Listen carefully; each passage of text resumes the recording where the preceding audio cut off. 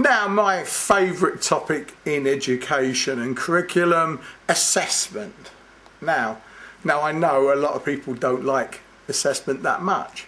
And again, the question is, for CDIO, is assessment fundamentally different? Do we need to learn new methods, new approaches to assessment? Well, the answer is both no and yes.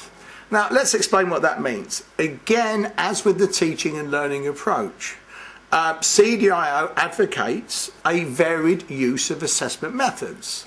So what that means is that the methods that we often use presently, exams, pencil and paper tests, MCQs, short answer, long answer tests, are perfectly acceptable within the CDIO framework for assessing those areas that deal with key underpinning knowledge.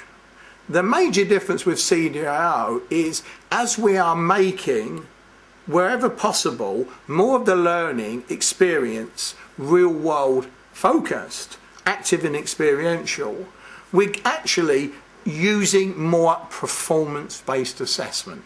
And performance-based assessment involves real-world projects, simulations, case studies, presentation. In fact, any activity that models what professionals do in the real world. Given this type of assessment, then the traditional types of scoring methods are not appropriate. MCQs simply require an MCQ scoring format. Short answer questions, again, fairly simple marking schemes. If we're going to assess more complex performances, then we'll need to use methods that take into account a variety of assessment evidence. For example, if we want to assess teamwork, we will need to observe students, perhaps get student feedback.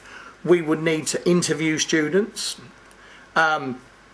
So we have to get used to the idea of using a wider range of assessment evidence and using assessment systems that are more qualitative, such as checklists and rubrics. So in this section, again, we'll look at what this means, how we can do it in the most effective and efficient ways, what some of the problems and limitations are, and what we can do to reduce problems of subjectivity and bias that are often associated with this type of assessment approach.